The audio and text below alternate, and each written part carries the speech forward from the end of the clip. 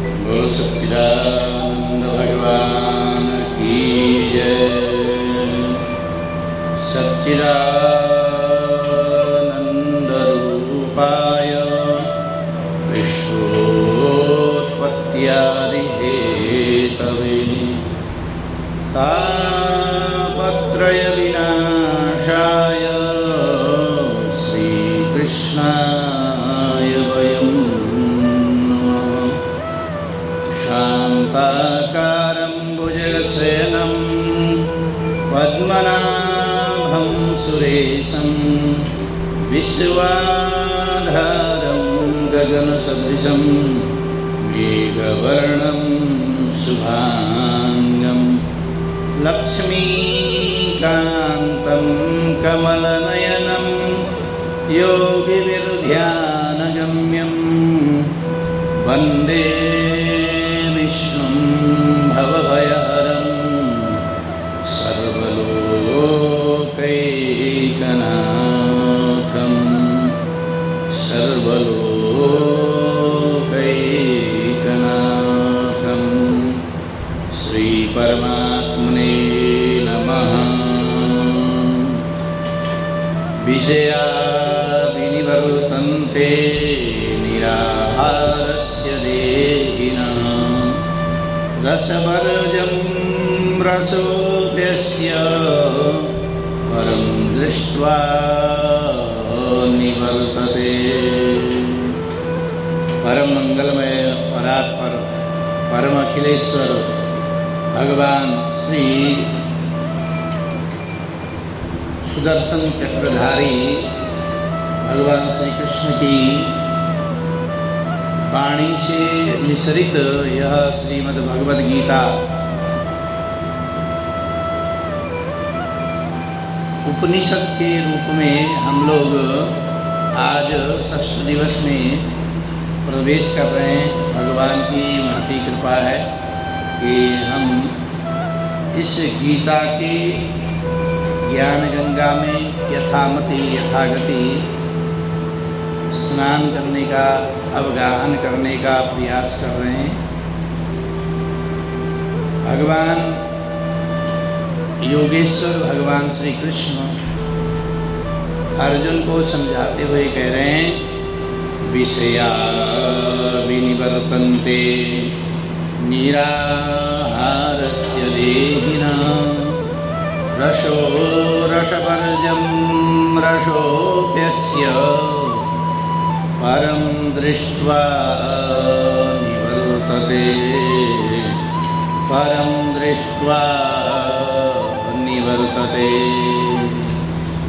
कहने की इंद्रियों के द्वारा जो विषयों को ग्रहण न करने वाले जो पुरुष होते हैं, केवल विषय तो आवृत हो जाते हैं, विषय से निवृत्त हो जाते हैं, परंतु उनमें से रहने वाला आसक्ति निवृत्त नहीं होती।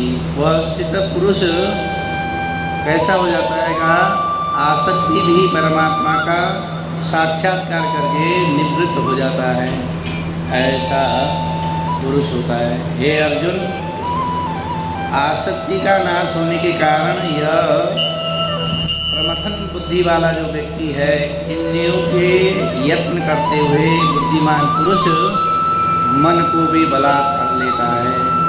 यतो हेतु कौन्तेय पुरुषस्य विपश्चितः इंद्रियाणि प्रमाथीनि हरन्ति प्रभं मनः। मन को भी हरण कर लेता है। ऐसा यह प्रमथन बुद्ध स्वभाव वाला जो व्यक्ति है, जो मनुष्य है, वह इंद्रियों के द्वारा जो सेवित होने वाला जो कार्य है उसको भी बलात् कर लेता है। तानि सर्वाणि संयम्य युक्तसितमत्परः वशे यस्येन्द्रियाणि तस्य प्रज्ञा प्रतिष्ठिता। इसलिए साधक को चाहिए कि वह संपूर्ण इंद्रियों को वश में करके समाहित होकर मेरे पारायण होकर मेरे में ही ध्यान लगा करके बैठे, क्योंकि जिस पुरुष की इंद्रियां बस में होती है उसकी ही बुद्धि स्थिर होती है। भगवान अगले श्लोक में कह रहे हैं, ध्यायतो विषयान् पुंस संगम ते सुपजायते संगा संजायते कामः कामात् क्रोधो विजायते।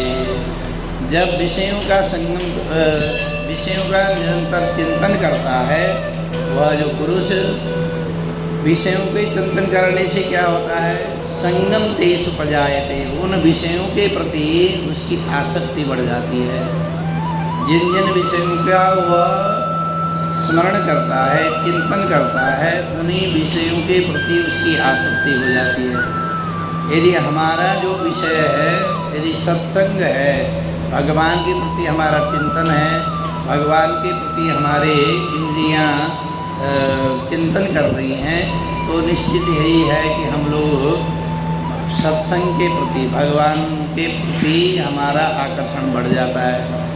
और यदि हम काम क्रोध लोभ मोह मद मात्सर्य के आदि चिंतन करते हैं, उनका चिंतन करने से क्या होगा, उन्हीं की तरफ हमारी इंद्रियां भी आकर्षित हो जाती हैं। और उनके आकर्षित होने पर क्या होगा, संगंते संगा संजायते काम, फिर उनको प्राप्त करने की जो कामनाएं हैं हमारी बढ़ जाती है। और कामात् क्रोधो विजायते, यदि वह कामनाएं प्राप्त नहीं होती है, कामनाओं को हम प्राप्त करने में किंचित समस्या खड़ी होती है, कोई भी समस्या खड़ी होती है, तो हम क्या करते हैं, हमारे को क्रोध उत्पन्न हो जाता है। और फिर आगे कह रहे हैं, क्रोधात् भवति सम्मोहा सम्मोहा स्मृति विभ्रम, क्रोध आने से क्या होगा, सम्मोह की प्राप्ति हो जाती है। हमारी जो स्मृति है वह क्रोध के कारण हमारा जो भाव है मूढ़ भाव बन जाता है, हमारा जो बुद्धि है मंद हो जाती है। और सम्मोहात् स्मृति विभ्रम, स्मृति यदि सम्मोह जब हो जाता है तो क्या होता है, स्मृति जो बुद्धि है वह काम करने लगती नहीं है। स्मृति भंसात् बुद्धिनाशो, यदि स्मृतियों में हमारी गड़बड़ी हो जाती है तो क्या हो जाता है आगे, बुद्धिनाशो, बुद्धि का जो सद असद विवेकनी जो बुद्धि होती है, अच्छा क्या है बुरा क्या है यह समझने वाली जो बुद्धि होती है वह बुद्धि का नाश हो जाता है। और बुद्धि नाश होने से क्या होगा का, बुद्धि नाशात् प्रणश्यति, फिर हम अपनी जो स्थिर जिस स्थिति में थे, जैसे हम बैठे थे, जिस स्थिति में थे, जिस स्थिति में हम लोग कार्य कर रहे थे, जो हमारी स्थिति बनी हुई थी, जिस लेवल में हम लोग थे, क्या प्रणश्यति, गिर जाते हैं। इसीलिए यह सोचनीय विषय है कि हमारे को क्या करना चाहिए, क्या नहीं करना चाहिए। अगले पंक्ति में भगवान कह रहे हैं, राग द्वेष वियुक्तेस्तु विषयेन्द्रियश्चरन् आत्मवश्यैर्विधेयात्मा प्रसादमधिगच्छति। और इसमें राग द्वेष, किसी के प्रति अनुराग और किसी के प्रति द्वेष, किसी के यह सब कुछ छोड़ते हुए विषयों को विषयेन्द्रियश्चरन्, विषयों को अपने जो साधक है विषयों को अपने में संयमित करते हुए, वश में करते हुए, राग द्वेष से रहित इंद्रियों के द्वारा जो विषयों का आचरण किया जाता है अंतकरण की प्रसन्नता से प्राप्त होता है। इसीलिए जो भी विषय है, विषय कैसे हैं, विषवत है। जिस तरह से विष का ग्रहण करने से हमारे जीवन में शरीर की हानि होती है, उसी तरह से विषयों का चिंतन करने से भी आत्म तत्व के साथ साथ परमात्मा जो प्राप्ति है उसमें अवरोध उत्पन्न हो जाता है। विषयान विषयवत त्यज, इसलिए विषयों को विष मान करके त्याग देना चाहिए। आगे पंक्ति में कह रहे प्रसादे सर्व दुखानाम हानिरस्युपजायते प्रसन्न चेतसो ह्यासु बुद्धिर्पर्यवतिष्ठते। अंतःकरण की प्रसन्नता होने पर क्या होता है? संपूर्ण दुखों का अभाव हो जाता है, दुख समाप्त हो जाते हैं। हमारे को अंतःकरण की जो प्रवृत्तियां हैं उनको प्रसन्न करने की प्रयास करना चाहिए। काम क्रोध लोभ मोह मद मात्सर्य आदि जो विकार हैं वो अंतःकरण में भी दुख ही देने वाले हैं। और उस प्रसन्न चित्त वाले कर्मयोगी को बुद्धि शीघ्र ही सब ओर से हट करके परमात्मा में ही लग जाती है। नास्ति बुद्धिरयुक्तस्य न चायुक्तस्य भावना न चाभावयतः शान्ति अशान्तस्य कुतः सुखम्।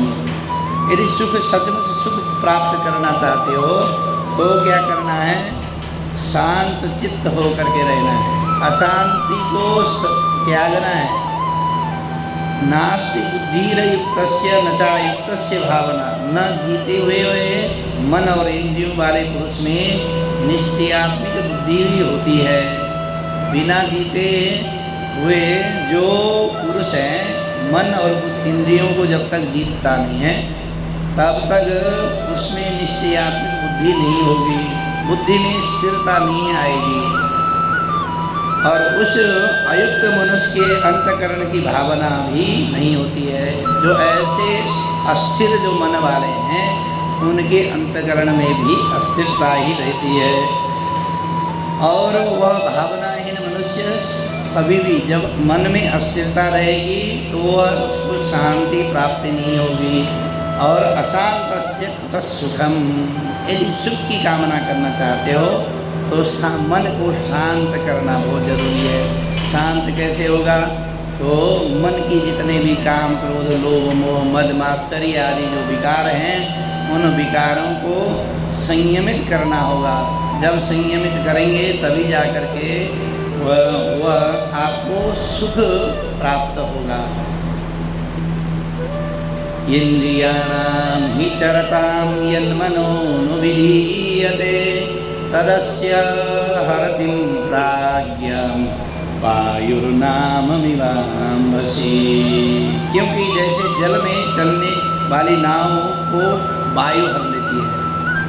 आपने देखा होगा कि यदि नाव चल रही है, नाव के साथ साथ वायु का प्रभाव जरूरी होता है। इसीलिए वो नाविक जो है चप्पू चलाता रहता है, इधर से वायु कटेगा इधर से वायु कटे।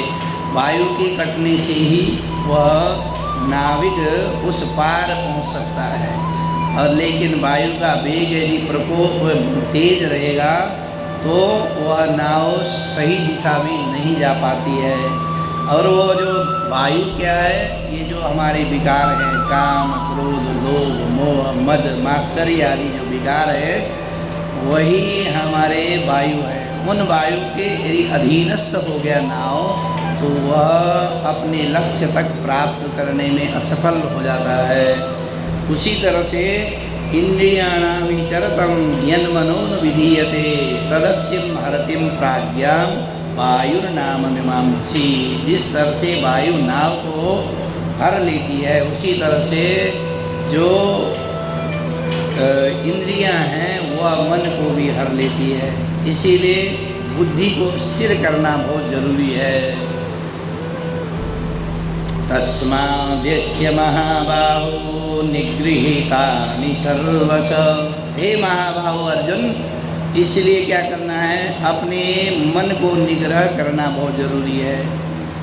अब तुम विषाद होकर के तुम युद्ध भूमि में युद्ध नहीं करूँगा ऐसा भाव लेकर के बैठे हो। इसीलिए मन को निग्रह करो, मन को मजबूत करो। निगृहीतानि सर्वश इंद्रियाणि इंद्रियेभ्य तस्य प्रज्ञा प्रतिष्ठिता। जो बुद्धिमान पुरुष है वह क्या करते हैं? बुद्धि को निग्रह करते हैं, स्थिर करते हैं इसीलिए वह बुद्धिमान पुरुष स्थित प्राज्ञ हो जाते हैं, स्थिर बुद्धि वाले हो जाते हैं। और ये जो ज्ञानी जो पुरुष हैं वो कैसे होते हैं का, ज्ञानिशा सर्वभूतानां तस्यां जागृति संयमी। जिसको हम रात्रि मानते हैं, जिसको हम रात मानते हैं, उस रात्रि में वह स्थित प्राज्ञ जो मनुष्य है, स्थिर बुद्धि वाला जो मनुष्य है, वो क्या करता है, ज्ञानिशा सर्वभूतानां, सभी भूतों के लिए जो रात्रि है, उस रात्रि में वो जागृत करता है, जागृत रहता है, परमात्मा का ध्यान चिंतन करता है। और तस्याम जागृति संयमी, उसकी जो संयमी बुद्धि जो है उस रात्रि में, जो मोहनिशा रात्रि है उसमें तो वो जागृत रहता है। और यस्याम जागृति भूतानि, जिसको हम लोग दिन मानते हैं, दिन मान करके पूरे कार्य करते हैं और अपने कार्यों को निवृत्त करते हैं, दिन में व्यापार करते हैं, कार्य करते हैं, काम करते हैं, माया मोह में ग्रसित होकर के हम लोग जो कार्य करने लगते हैं, वह कह रहे हैं कि वह जो स्थित प्राज्ञ मनुष्य है, जो योगी है, वह क्या करता है, दिन में जो है उनको, ये जो दिन में जितने भी हम क्रियाकलाप हैं वह उनको रात्रि के समान दिखाई देता है। इसमें अंधेरा ही अंधेरा दिखता है, इसमें उनको कोई उजाला दिखता नहीं है, प्रकाश कुछ दिखता नहीं है। दिन में तो उनको जो हम लोग दिन में कार्य करते हैं उसके विपरीत है उनको। वो जो दिन में हम लोग जो भी कार्य करते हैं वह हम अपने कार्यों की साधना के लिए करते हैं, हम कार्य प्राप्ति के लिए करते हैं, सुख की कामना के लिए करते हैं। क्योंकि व्यापार करने गए तो अपने काम के लिए गए, यदि धन कमाने नौकरी करने गए तब भी अपनी कामना के लिए गए, विद्या पढ़ने गए तब भी अपनी कामना के लिए गए, किसी का कार्य संपादित करने के लिए गए तो उसकी सुख की कामना करने के लिए गए, वह हमसे प्रसन्न रहेगा। जितने भी व्यवहारिक जीवन है वो पूरा दिन में ही तो निभाते हैं हम लोग, रात्रि में तो बहुत कम। अब तो लोग रात में भी यही काम करने जाने लगे, लेकिन वो कह रहे कि दिन की जो कार्य हैं वो हमारे लिए क्या है, हमारे लिए तो माया मोह से ग्रसित जो व्यक्ति हैं वह हमारे कार्य हैं। लेकिन वह स्थित प्राज्ञ जो मनुष्य है, जो योगी है, संयमी है, वह इन विषयों को उससे कोई लेना देना नहीं है। इसके लिए उसके लिए यह जो कार्य है वह रात्रि के समान है। रात्रि मतलब अंधेरा, उसका कोई मतलब नहीं है, उनके जीवन में कोई उनका लाभ नहीं है। और लेकिन जो रात्रि में हम लोग मोहनिशा में सो जाते हैं, या तो सो करके जीवन बिताते हैं, या काम क्रोध लोभ मोह आदि ऐसे विषयान्वित होकर के विषयों का सेवन करने लगते हैं रात्रि में। कह रहे कि वह रात्रि में हम तो सो रहे होते हैं, लेकिन वह जो संयमी पुरुष है वो परमात्मा का चिंतन करता हुआ जागृत रहता है। वो हमारे विपरीत वह स्थित प्राज्ञ मनुष्य रहता है। इसीलिए शोक करने की आवश्यकता नहीं है। आपूर्यमाणमचल प्रतिष्ठं समुद्रमाप प्रविशन्ति यद्वद् कामायं प्रविशन्ति सर्वे सशान्तिमाप्नोति न कामकामी। कह रहे जैसे नाना नदियों का जल समुद्र में चले जाता है, क्या होता है आपने देखा होगा, सभी नदियों का जो जल है समुद्र में जा रहा है, निरंतर जा रहा है। यदि हम एक बर्तन में जल रखें और उसमें 5 लोटे जल डालें, फिर 10 लोटे जल डालें, 20 लोटे जल डालें, फिर 100, 200, 500 डालें, तो एक न एक दिन वो बर्तन भर जाएगा और पानी बाहर छलकने लगेगा। लेकिन नदियों का निरंतर जल उस समुद्र में जा रहा है, उसमें कोई फर्क नहीं पड़ रहा, वो उतना का उतना ही रहता है।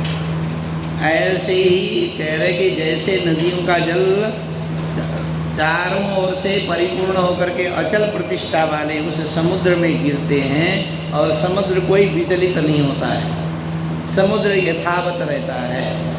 ऐसे ही इस जितने भी भोग सामग्रियां हैं, भोग सामग्रियों को, यदि भोग सामग्रियां हैं काम क्रोध लोभ मोह मद मात्सर्य आदि जो नदियाँ हैं, वह जो स्थिर बुद्धि वाले जो मनुष्य हैं उसको किसी भी तरह से विचलित नहीं कर सकते। और ऐसा बनने की कोशिश करो, तुम अपने मन को स्थिर करो और युद्ध के लिए उठ जाओ। विहाय कामान्य सर्वान् पुंस्तां चरति निःस्पृहः। विहाय कामान् सर्वान् पुमां चरति निःस्पृहः। निर्ममो निरहंकार स शान्तिमधिगच्छति। वहाँ अर्जुन कह रहा था ना कि मेरा हाथ तो काँप रहा है, गांडीव हाथ से निकल जा रहा है, मैं युद्ध करने के लिए उपयोग नहीं है, मेरा जो शरीर है पूरा जल रहा है, ऐसा कह रहा था। तो भगवान कह रहे हैं कि भाई उसके लिए क्या करना है, विहाय कामान सर्वान, सभी कामनाओं को त्याग दो। कामनाओं को त्यागोगे तो क्या होगा कि फिर ये जो सर्व उमां शरत निष्प्रिय, निष्प्रिय बन करके कोई कामना की इच्छा ना करके कुछ नहीं करना। निर्ममो निरहंकार शांति मधिगच्छति। निर्ममो ममता रहित हो करके और निरहंकार अहंकार से रहित हो करके कार्य करने लगो, तभी जाकर के शांति की प्राप्ति होगी। अब ये सोचने वाला विषय है कि वो कह रहे हैं कि एक तरफ से कह रहे हैं कि युद्ध करने के लिए उठ जाओ, दूसरे तरफ से कह रहे हैं कि विहाय कामान सर्वान, सभी कामनाओं को त्याग दो। वो भी युद्ध करना भी तो कामनाएं हैं। तो अभी आगे जाकर के अर्जुन फिर इन्हीं बातों को प्रश्न करेंगे कि भाई आप तो एक तरफ से कह रहे हो काम करो, एक तरफ से कह रहे हो सब काम को त्याग दो, लेकिन यहाँ जो भगवान कहना चाह रहे हैं वो कह रहे हैं कि कामान, उस कामनाओं से प्राप्त होने वाला जो रिजल्ट है, जो उसका फल है, उसको त्याग दो।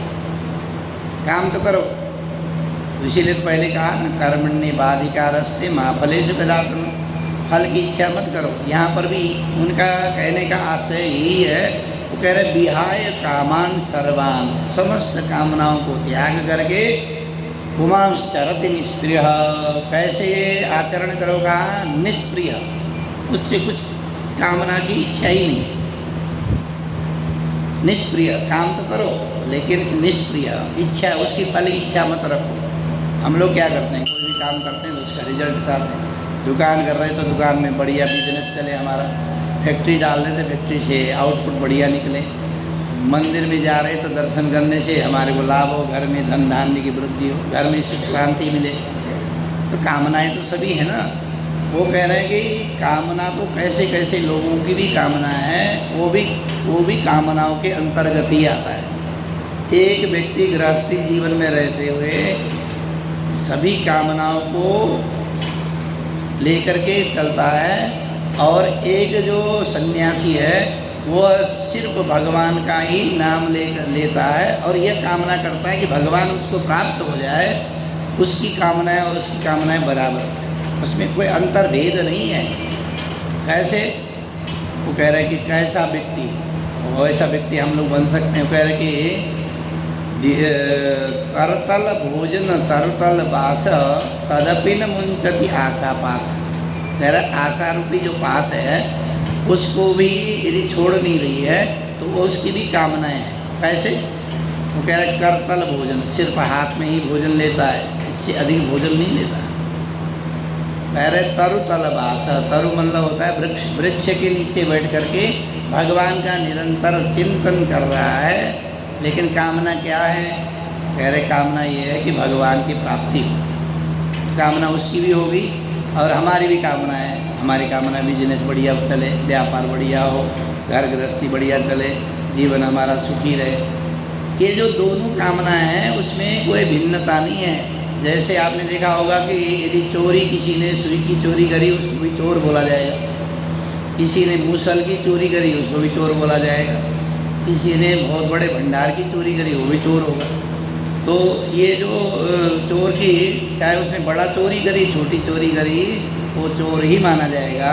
उसी तरह से कामनाओं से युक्त कोई भी व्यक्ति होगा वो इस कामनाओं से रहित होकर के यदि कार्य करता है तो उसकी जो कामनाएं हैं वो उसको ग्रसित नहीं करती। नहीं तो कामना नहीं है, मान चलो एक तपस्वी तप कर रहा है, वो भगवान की प्राप्ति के लिए है, लेकिन भगवत प्राप्ति हुई नहीं तो उसकी भी कामना अधूरी रही। उसके अंदर भी कामना जब प्राप्त पूर्ण नहीं होती, आगे पहले श्लोक में कहा कामात् क्रोधो भी जाए थे, कामना पूर्ण नहीं होने पर क्रोध की उत्पत्ति होती है, वो भी तो विकार उत्पन्न हो गया ना जी। तो इसी तरह से वो कह रहे विहाय कामान सर्वान पुमान शरद निष्क्रिय होकर के काम करो, निर्ममो निरहंकार, उसके प्रति ममत्व भाव मत रखो, और निरहंकार अहंकार से युक्त मत रखो। बहुत सारे लोग ऐसे होते हैं, वो कहते हैं हमने इतना दान किया, इतना पुण्य करते हैं, इतना पाप करते, इतना कार्य करते हैं, मंदिर के लिए इतनी सेवा करते हैं, वहाँ हम गौ सेवा करते हैं, वहाँ हम अंधों की सेवा करते हैं और लोगों की सेवा करते हैं। तो जो बोल रहे हैं वो अहंकार युक्त है, जबकि करने वाले जितना भी कार्य किया जाता है उसको किसी की जगह बखान करने की आवश्यकता ही नहीं है। लेकिन अधिकतर हम लोगों में यही कमी होती है कि हम थोड़ा सा भी कुछ कर लेते हैं, कोई दान पुण्य कर लिया, कुछ दान कर दिया, किसी ब्राह्मण को गरीब को दान कर दिया तो 10 जगह बखान करेंगे, हमने वहाँ इतना किया, वहाँ ऐसे किया। तो कभी कभार बढ़ा चढ़ा करके बोल देते हैं, दिया 100 रुपया, बोलेंगे जी वहाँ कई लोग थे भिखारी, सबको दिया। और कोरोना काल में आपने देखा होगा जो डोनेशन देने वाले खूब फ़ोटो खिंचा करके फेसबुक में इंस्टाग्राम में डाल रहे थे कि देखो हम इतना काम करते हैं।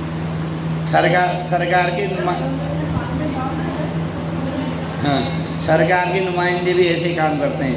एमसीडी वाला कोई काम करवा रहा होगा तो फ़ोटो खींच लेंगे, यहाँ काम हो रहा है, और उसको भेज देंगे, काम कुछ नहीं करेंगे, खाक पे के बैठ जाए। तो ऐसे ही कह रहे कि विहाय काम और निर्ममो निरहंकार, अहंकार से रहित होकर के, और ममता, उसके प्रति आपका ममत्व तो नहीं होना चाहिए। कभी कभार ऐसा होता है हम जब काम करते हैं किसी को देते हैं तो उसके प्रति ममता हो जाती है। ममता मतलब अपना भाव। 4 पंडित आपके, पंडितों को आपने 5 पंडितों को दान देना है, जिसमें से 5 में से 2 पंडित जी आपके जान पहचान वाले, और उनको जब हम दे रहे हैं तो थोड़ा बढ़ा करके या कुछ विशेष दे देते हैं, भाई पंडित जी ऐसा है, ये आपका हमने लेके आए, बाकी पंडितों को ये है। तो वो क्या है, कहीं न कहीं ममता भाव है। इधर से घंटी बजा दो, घंटी पीछे पीछे उस साइड। तो निर्ममो निरहंकार, अहंकार से रहित और ममत्व भाव से रहित होकर के जब हम कार्य करते हैं, स शांति मधिगच्छति, वही हमारे को शांति की प्राप्ति होती है, नहीं तो शांति प्राप्त नहीं होती। अब ऐसे ही जब अभी आपको बता रहा था, हम तो गए दान देने और उसमें हमने ममत्व भाव लेकर के किसी को कुछ दिया, किसी को कुछ दिया, और यदि वहीं पर उन्हीं जो ब्राह्मण जो 2-3 और थे, उन्होंने ये बोल दिया कि महाराज हाँ नाली, ये आप इनको तो ये दे रहे हो, मुझे नहीं दे रहे हो, वहीं पर क्या हो गई, अशांति हो गई ना, मन में अस्थिरता हो गई। अरे आप क्या कह रहे हो, ऐसे भेदभाव क्यों कर रहे हो, बोलने वाले बोल देते हैं, तो अशांति तो वहीं प्राप्त हो गई।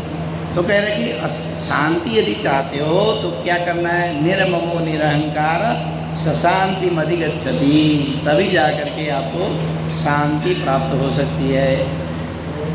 कह रहे हैं, उसके बाद कह रहे हैं ऐसा ब्राह्मी स्थिति, ऐसा ब्राह्मी स्थिति पार्थ नैनम प्राप्य विमुह्यति स्थित्वा स्यामन्तकालेऽपि ब्रह्म निर्वाण मृच्छति। कह रहे ब्रह्म निर्वाण की कैसे कामना होगी, ब्रह्म में ही लीन कैसे होगे। वो कह रहे कि ब्रह्म निर्वाण मृच्छति, कैसे होगा, जो हे अर्जुन, जो व्यक्ति इस ब्रह्म को प्राप्त करना चाहता है, वो ब्रह्म, वह पुरुष की स्थिति जो है स्थिर होनी चाहिए, अस्थिर नहीं होनी चाहिए। उसको भेद कहाँ करो। इसको प्राप्त करने के लिए योगी, जो योगी लोग हैं वो भी मोहित हो जाते हैं। योग कर रहा है, ध्यान कर रहा है, मैंने अभी आपको बताया कि भगवान की प्राप्ति, उसकी कामना क्या है, सिर्फ भगवान की प्राप्ति है, लेकिन वो अभी मोह से वो ग्रसित है। क्यों? क्योंकि वो भी प्राप्ति कुछ न कुछ तो कामना कर रहा है ना, कामना चाहिए उसको, कुछ न कुछ चाहिए। क्या चाहिए? कहा भगवत प्राप्ति चाहिए, तो कामना तो है। कह रहे बिना कामना ब्रह्म निर्माण की यदि प्राप्ति करना चाहते हैं, ब्रह्म स्थिति प्राप्त करना चाहते हो, तो उसके लिए क्या करना पड़ेगा? ये सभी कामनाओं को त्यागना पड़ेगा। इस तरह से भगवान कह रहे। तब अर्जुन फिर इन बातों को जब सुनता है तो अर्जुन कहते हैं कि भाई मेरी भी कुछ बात सुन लो, ये इतनी सारी बातें आपने बताई, अब कुछ मेरी बातें भी सुनो। तो अर्जुन वो बात अर्जुन कह रहे हैं, ज्यायसी चेत कर्मणास्ते मता बुद्धिर्जनार्दन तत्किं कर्मणि घोरी माम नियोजयसि केशव। हे केशव, अर्जुन कह रहे हैं कि हे केशव, हे जनार्दन, मैं अपनी कर्म की अपेक्षा ज्ञान को श्रेष्ठ मान्य है, तो फिर आप वो कह रहे कि यदि कर्म की अपेक्षा आप ज्ञान को श्रेष्ठ माने। अब यहाँ भगवान तो ये कह रहे हैं ना, इन बातों को समझो, ज्ञान की बात, स्थित प्राज्ञ कैसे हो सकते हो, कामनाओं को त्याग करके काम करने लगो, तो यह तो ज्ञान की बात है। बिना ज्ञान के तो कामनाओं से रहित तो कोई काम करता ही नहीं है। हम लोग भी सुबह उठते हैं तो यदि उठ करके स्नान आदि निवृत्त होते हैं, इसलिए होते हैं कि क्योंकि कामनाएं हैं, शरीर मांग रहा है, बाथरूम जाना है, स्नान करने जाना है, शुद्धि होना है, भोजन करना है, व्यापार के लिए उद्यत होना है, पूजा पाठ करने जाना है, मंदिर जाना है, ये तो कामनाएं हैं ना। और यदि ये जो कामना है ज्ञान से युक्त बता रहे हो कि आप कह रहे हो कि कामना रहित होकर के काम करने लगो, तो ज्ञान उसमें श्रेष्ठ हो गया, कामनाएं श्रेष्ठ नहीं हुई। वो कह रहे ज्ञान श्रेष्ठ है, तो फिर आप अपने ये मुझे काम करने के लिए क्यों बोल रहे हो? भगवान एक तरफ से तो कह रहे हैं कि ये चीज़ ज्ञान है, स्थित प्राज्ञ होकर के चलो, काम क्रोध आदि विकारों से रहित होकर के करो, और फल की इच्छा बिल्कुल मत करो, कर्मण्ये बाधिकारस्ते मां फलेषु कदाचन, कुछ मत करो। तो अर्जुन ये कह रहा है कि महाराज एक बात बताओ, आप इतने सारी बातें बता रहे हो, ये तो सारी बातें ज्ञान की है, क्योंकि जब तक हम ज्ञान को धारण करेंगे तभी जाकर के ये सब काम हो सकता है। फिर मुझे इस युद्ध रूपी जो घोर पाप है, वो उस युद्ध में क्यों धकेल रहे? युद्ध करने के लिए क्यों बोल रहे हो? कि युद्ध के लिए मत बोलो, आप ज्ञान की बातें करो, ठीक है। तत्किं कर्मणि घोरे माम, उस घोर पाप से युद्ध के लिए नियोजयसि केशव, मुझे नियुक्त क्यों कर रहे हो? हे केशव, मुझे उस युद्ध के लिए नियुक्त क्यों कर रहे हो? व्योमी श्रवेण वाक्येन, अगले वाक्य में अर्जुन कह रहा है कि व्योमी श्रवेण वाक्येन बुद्धिं मोहयसीव मे तदेकं पद निश्चित्य येन श्रेयमवाप्नुयात्। मेरी बातों को बहुत गौर से सुनो। अर्जुन भगवान को कह रहे कि मेरी बातों को बहुत गौर से सुनो, मेरी बुद्धि मोहित हो रही है, आपकी बातों से मेरी बुद्धि में परिवर्तन आ रहा है, ठीक है, लेकिन फिर भी आप इस घोर कर्म के लिए आप अग्रसित क्यों कर रहे हो? इसके लिए एक बात को निश्चित करके कहिए कि मेरा कल्याण किस में प्राप्त होगा, कर्म करने में प्राप्त होगा या ज्ञान में? जो ज्ञान की बातें आप बता रहे हो उसमें मुझे मेरा कल्याण कैसे होगा? इन दोनों में से बताओ कि कौन सी जगह कल्याण हो सकता है? भगवान कह रहे हैं, फिर इस बात का जवाब भगवान दे रहे हैं, कह रहे कि लोकेस्मिन् दुविधा निष्ठा पुरा प्रोक्ता मया नघ ज्ञान योगेन सांख्यानां कर्म योगिन योगिना। यहाँ दोनों बातें बता रहे भगवान, कह रहे हैं ज्ञान योग और कर्म योग दोनों अलग अलग हैं, एक नहीं है। मैं जो तुम्हारे को ज्ञान की बातें बता रहा हूँ वो ज्ञान योग है, और जिस कर्म के लिए तुम्हें मैं करने के लिए तैयार कर रहा हूँ वह कर्म योग है। ज्ञान योग और कर्म योग दोनों अलग अलग हैं, इसीलिए इन विषयों को समझो। इसलिए पहला जो अध्याय है जिसमें अर्जुन को विषाद हुआ उसका नाम है विषाद योग। दूसरा अध्याय जो है भगवान कर्म के प्रति प्रेरित कर रहे हैं, इसीलिए उसका नाम है कर्मयोग। दूसरा अध्याय, अब दूसरा अध्याय खत्म हो गया है। इससे पहले जो श्लोक था दूसरा अध्याय खत्म हुआ, जहाँ से अर्जुन ने पूछा उसका नाम है ज्ञान कर्म योग। ये जो तीसरा अध्याय जो है इसमें हम गीता के तीसरे अध्याय में पढ़ते हैं, इसका नाम है ज्ञान और कर्म योग। इसलिए भगवान कह रहे हैं कि भाई दो कैटेगरी है। जो मैं तुम्हारे को समझा रहा हूँ वह ज्ञान योग है, जिस कर्म की तरफ तुम्हें जाने के लिए प्रेरणा दे रहा हूँ वह कर्म योग है। इसीलिए दोनों को लेकर के ही चलना है, तभी जाकर के जीवन में सफलता प्राप्ति होगी। और अब हम भी ऐसे विचार करके चलेंगे, सिर्फ हम कर्म की तरफ ही ध्यान दें, बस काम करना है, पैसे कमाना है, जीवन की यापना करना है। यापन करते करते जब यह शरीर छूट जाएगा फिर क्या होगा? कुछ नहीं, ज्ञान हमें को प्राप्त हुआ नहीं। ब्रह्म क्या है, परमात्मा क्या है, कैसे हमें रहना चाहिए, कैसे प्राप्त करना चाहिए। इसीलिए आपने देखा होगा बहुत सारे ऐसे लोग हैं जिन्होंने खूब व्यापार में वृद्धि कर ली, कर्म में वृद्धि कर ली, लेकिन मन में शांति नहीं। इसीलिए भगवान पहले कह रहे हैं अशांतस्य कुतः सुखम। यदि शांति नहीं है तो सुख की प्राप्ति हो ही नहीं सकती।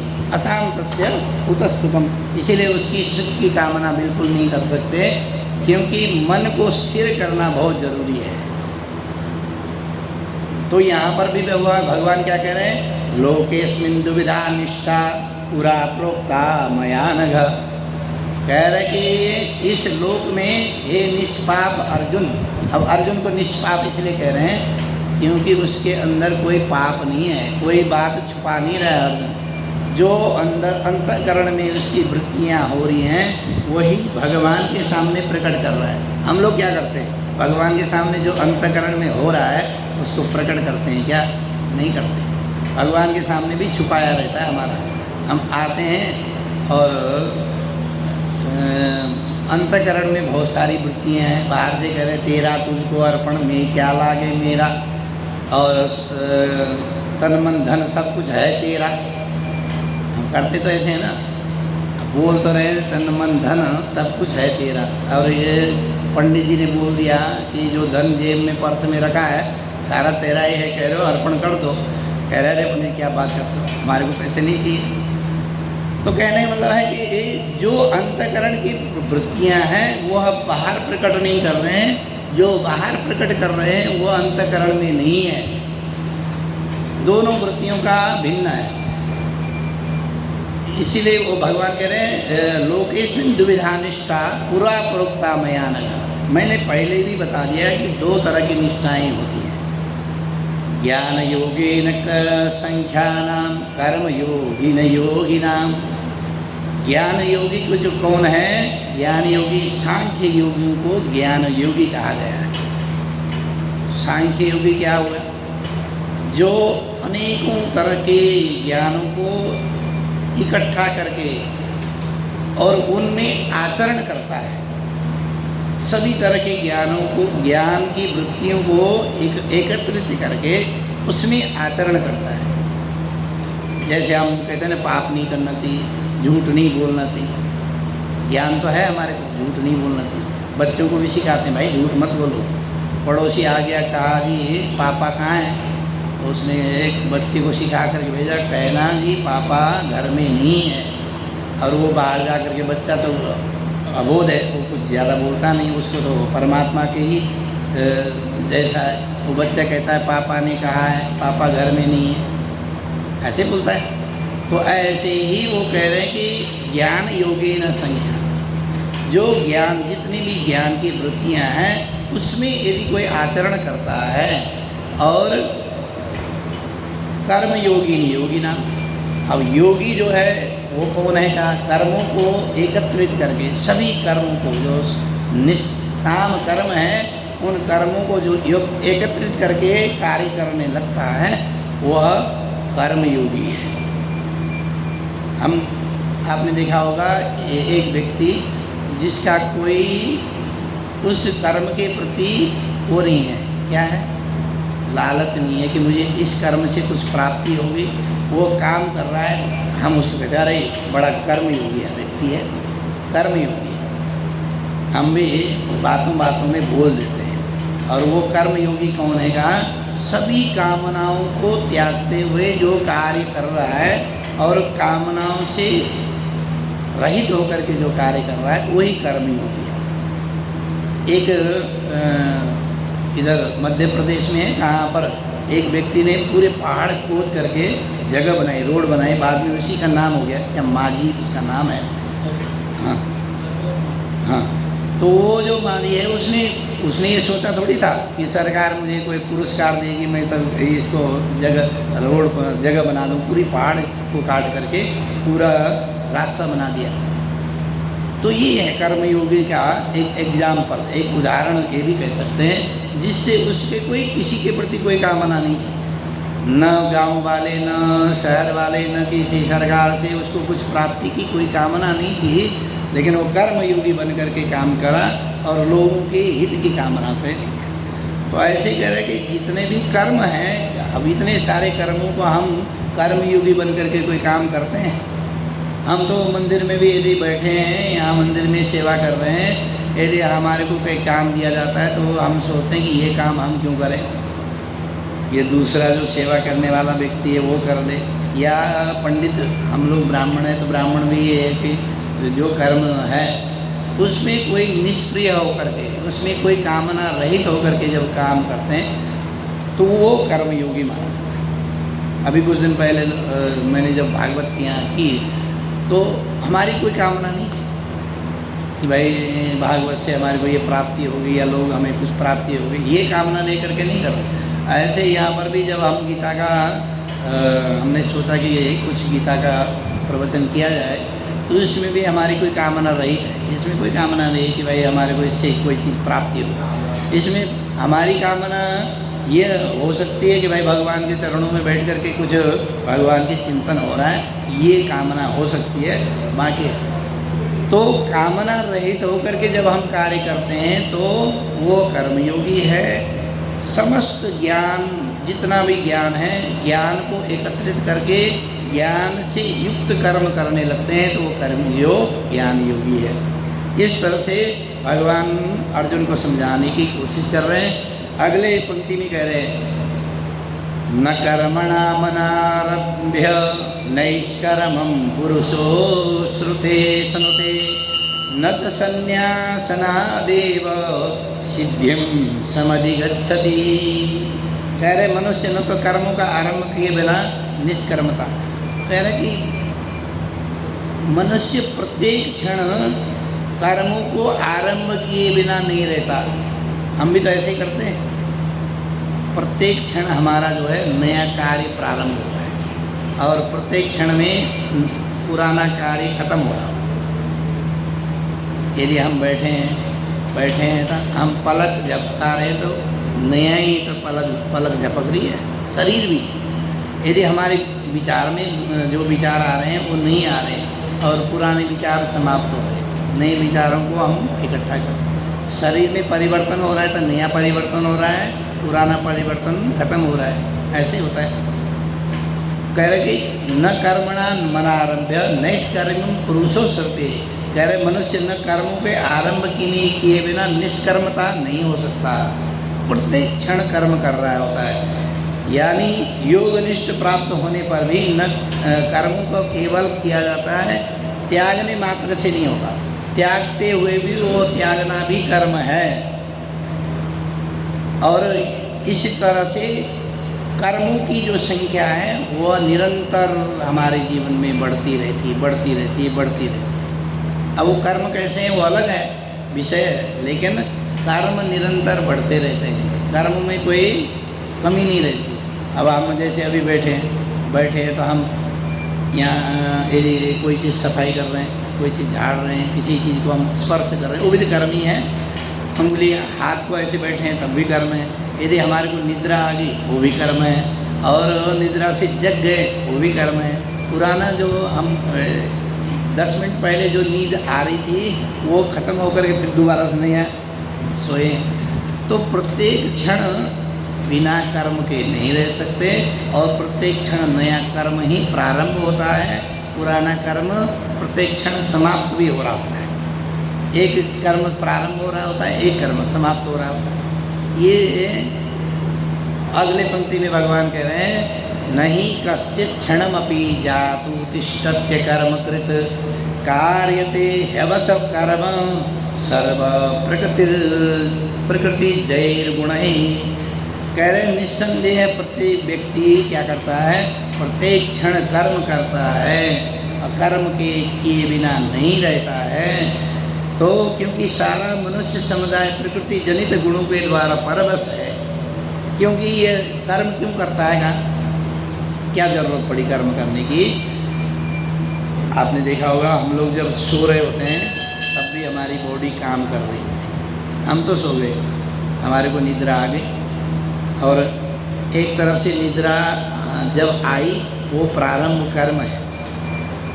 अगले क्षण में हमने स्वप्न देखा, वो भी प्रारंभिक कर्म है, और स्वप्न में बहुत सारी चीज़ों को देखा, जो पीछे देखा था वो छूटता जा रहा है।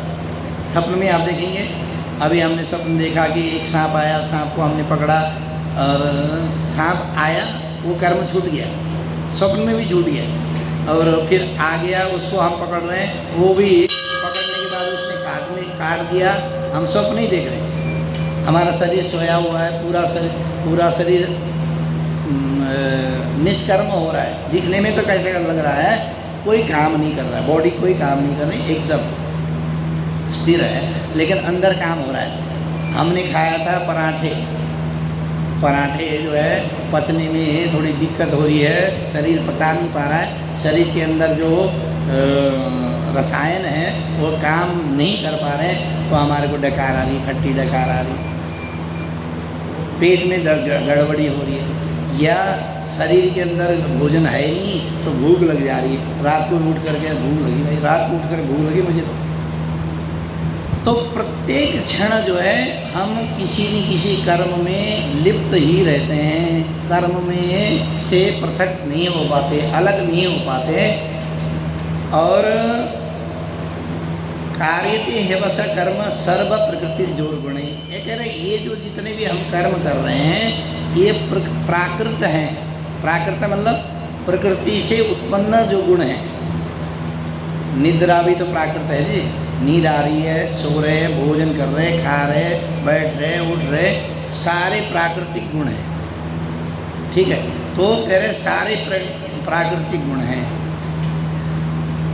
भगवान उस ज्ञान योग और कर्म योग दोनों अलग अलग बताने का प्रयास कर रहे हैं अर्जुन को, कि जो तुम कर्म कर रहे हो वो भी उसमें अज्ञान होते हुए भी ज्ञान रहित है, ज्ञान सहित है, और ज्ञान रहित होते हुए भी ज्ञान के युक्त है।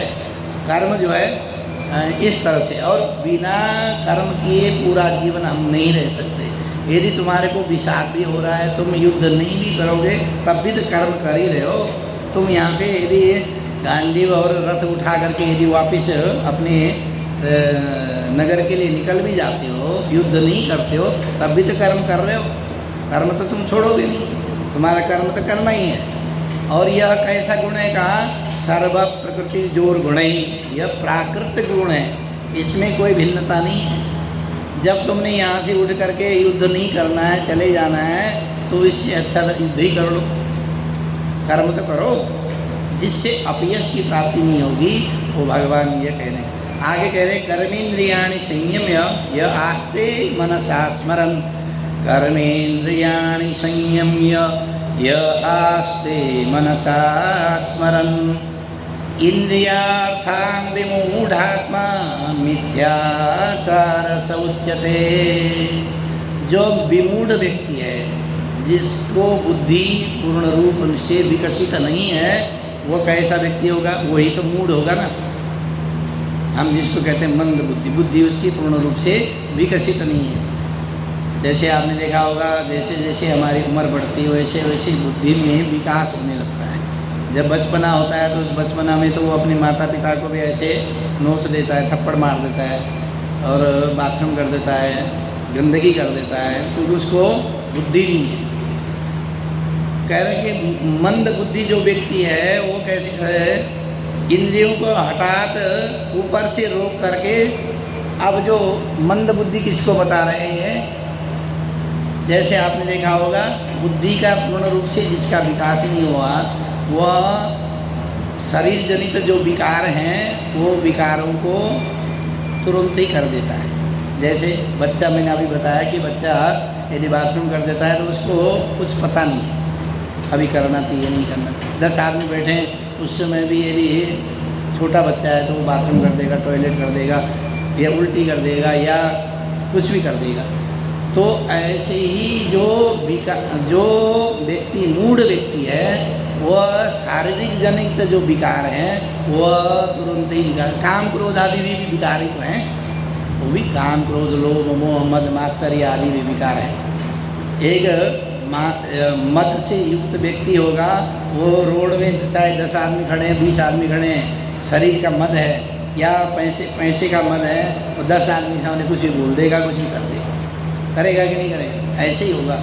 तो ऐसे ही जो विकार रहित वो मूढ़ व्यक्ति है, उसको कह रहे ऐसे ही मूढ़ बुद्धि वाला जो व्यक्ति है वो क्या करेगा, हठपूर्वक यदि उसने हठपूर्वक यदि अपने आप से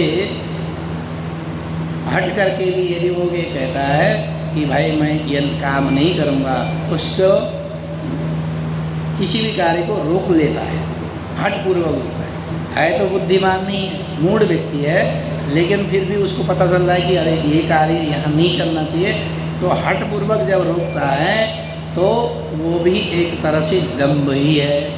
दम्भ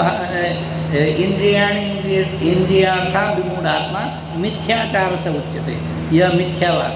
क्यों? क्योंकि अंदर से तो हमारी विकार उत्पन्न हो गए हैं, बाहर से तो रोक रहा है। वो कहते हैं ना मेरे को गुस्सा बहुत आया था लेकिन मैंने कंट्रोल कर गया। अब वो जो गुस्सा आया था वो भी तो मिथ्याचार हो गया, आया तो था, आपने रोका तो सही लेकिन मिथ्याचार वो भी हो गया। वो कह रहे हैं कि वह भी मिथ्याचार है, वो भी दम्भ युक्त है। वो तो इस तरह से यदि हमारे अंदर जो काम क्रोध लोभ मोह मद मात्सर्य आदि विकार उत्पन्न हो गए, यदि हमने किसी तरह से संयम करके रोक भी लिया, मतलब उत्पन्न ही नहीं होना चाहिए, तो तुम्हारे अंदर तो जो विषाद उत्पन्न हो गया है ये भी तो दम्भ ही है।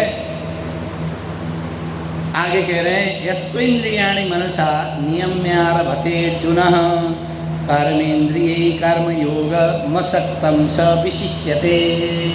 किंतु हे अर्जुन, वो कह रहे कि जो पुरुष मन से इंद्रियों को वश में कर लेता है और अनासक्त होते हुए इंद्रियों के द्वारा कर्मयोग का आचरण करता है, वह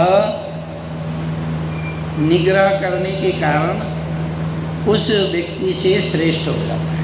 जो व्यक्ति आपके काम विकार जब उत्पन्न होते हैं उसको प्रकट कर लेता है, लेकिन एक व्यक्ति विकार उत्पन्न होने बाद भी निग्रह कर लेता है तो उससे श्रेष्ठ है ही।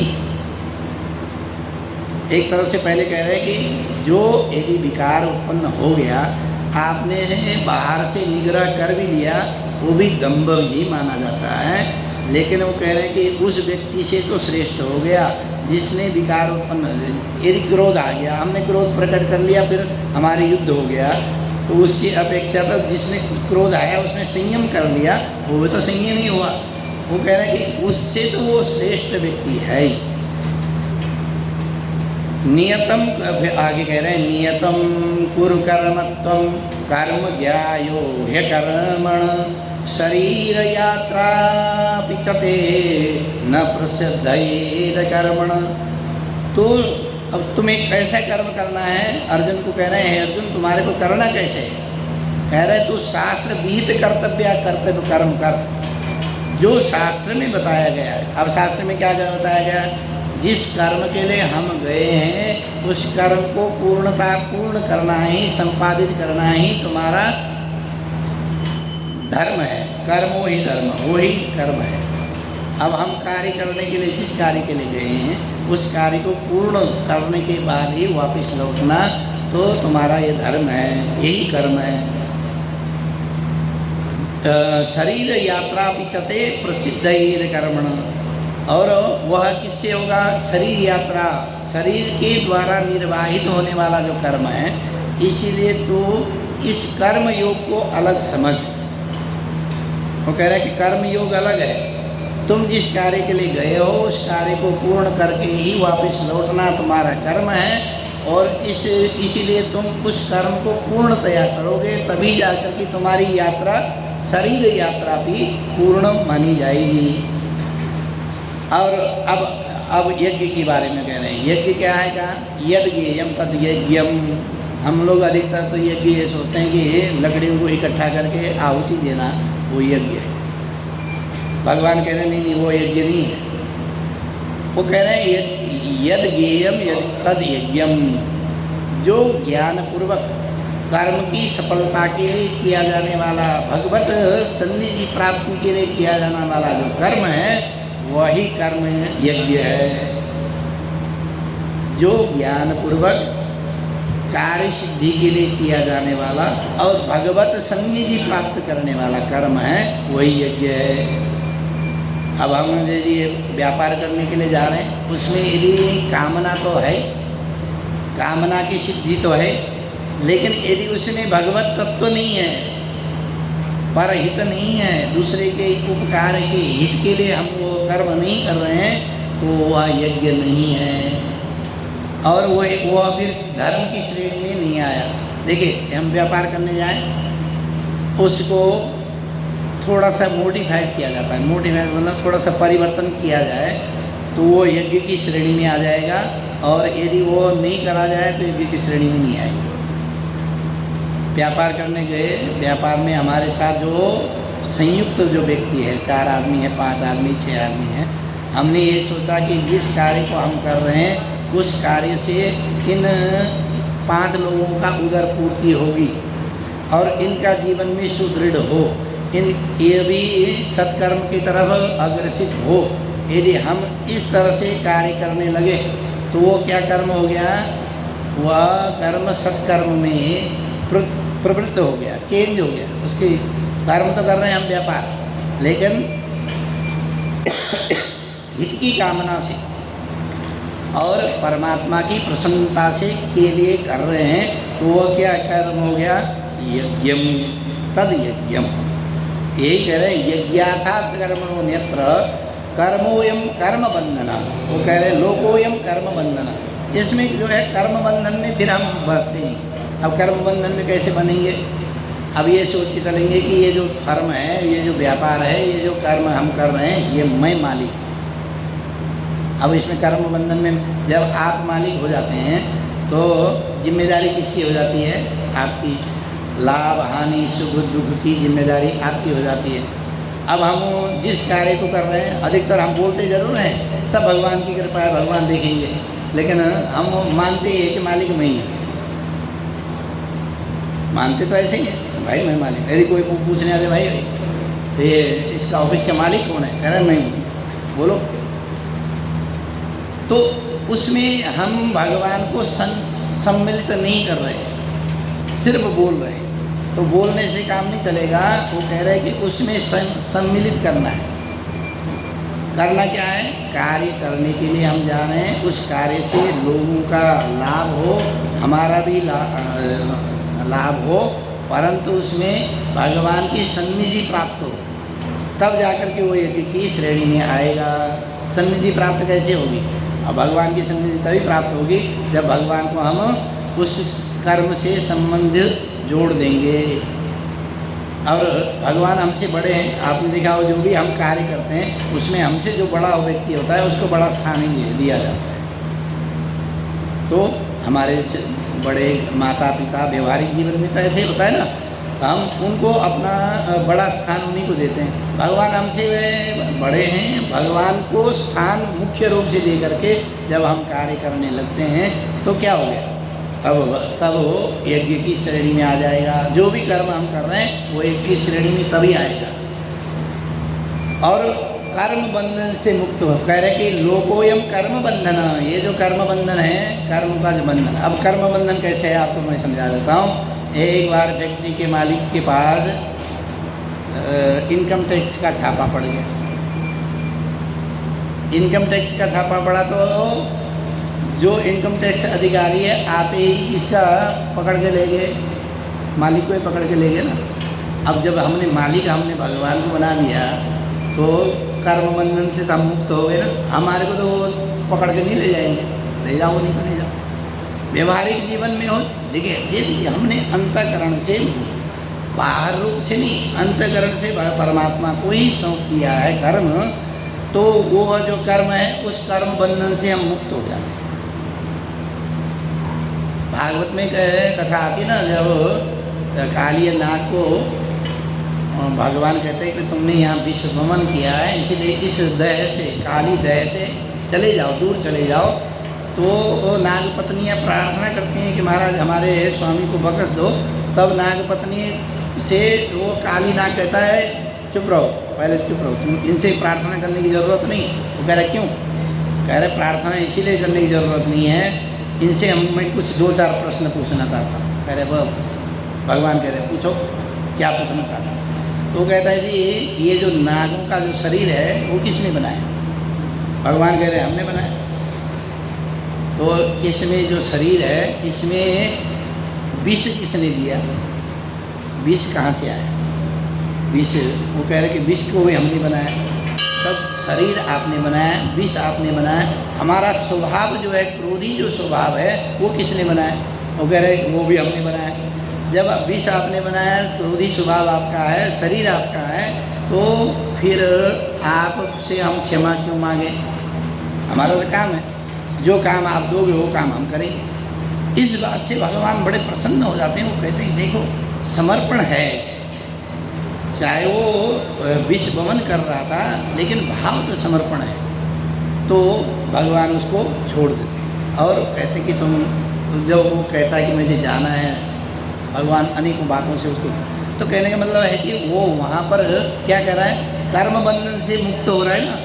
नाग जो कालिया नाग है वो कर्म बंधन से अपने आप को मुक्त कर दे रहा है। जो उसने कर्म किए, गायों को विष पान हुआ तो गाय जो बेहोश हो गई, भगवान ने पुनः उनको होश में ला दिया, तो वो जो कर्म बंधन हुआ उस कर्म बंधन से मुक्त हो। ऐसे ही हम भी यदि कर्म बंधन से मुक्ति चाहते हैं तो कर्म में संलिप्तता नहीं होनी चाहिए। ये मेरा है, मैं हूँ, मैं ही इसका करता हूँ, ऐसा ना मान करके जब करेंगे तो कर्म बंधन से मुक्त हो जाएंगे।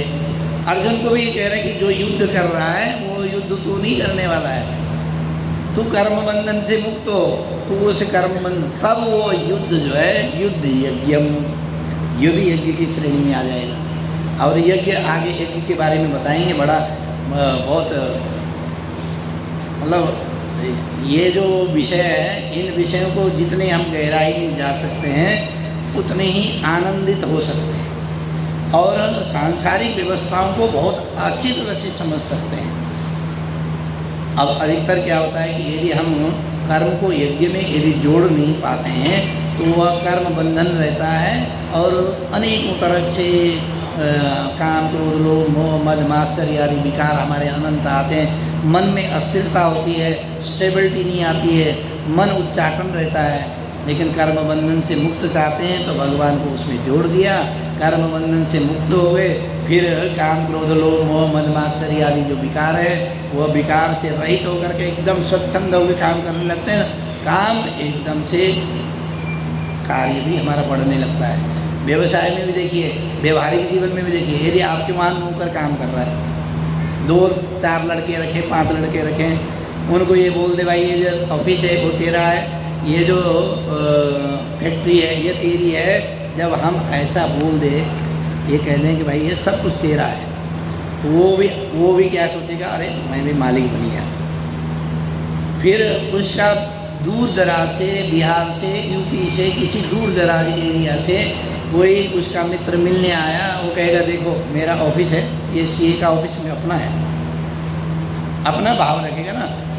अब हम वो जो है वो कर्म बंधन से बंध गया है और हम कर्म बंधन से मुक्त हो गए, वो इसमें संलिप्त हो गया। तो कहने का मतलब है कि हम कर्म बंधन में जब तक रहेंगे, मैं और मेरा मानेंगे, तब तक उसमें बंधन में रहेंगे, बहुत सारी समस्याओं के ग्रसित रहेंगे, मन में अस्थिरता रहेगी। लेकिन कर्म बंधन में जैसे ही हम हट जाते हैं तो सबको ही सम्मिलित कर लेते हैं, अपने आप को भी सब में ही मान लेते हैं, वह यज्ञ कर्म हो जाता है। और वह यज्ञ कर्म भगवान को सम्मिलित करने से यज्ञ कर्म का फल हमें प्राप्त होता है। तदर्थम कर्म कौन्तेय युक्त संग समाचार। वो कह रहे कि मुक्त संग समाचार, कह रहे मुक्त होकर के संग करो। अब मुक्त कौन है? परमात्मा ही तो मुक्त है, बाकी तो सब अभिमुक्त है, मुक्त नहीं है, सभी ग्रसित है, सभी पास में जकड़े हुए हैं। और वो मुक्त संग समाचार कह रहे कि उस परम ब्रह्म परमात्मा जो मुक्त है, उसका संग समाचार, उसका ही आचरण करो। इस तरह से वो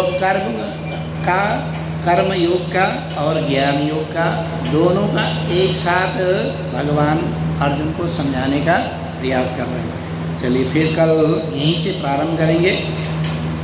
बोलो सच्चिदानंद भगवान की जय। जय जय श्री राधे, जय जय श्री राधे, जय जय श्री राधे। ओम नमः पार्वती पतये, हर हर महादेव।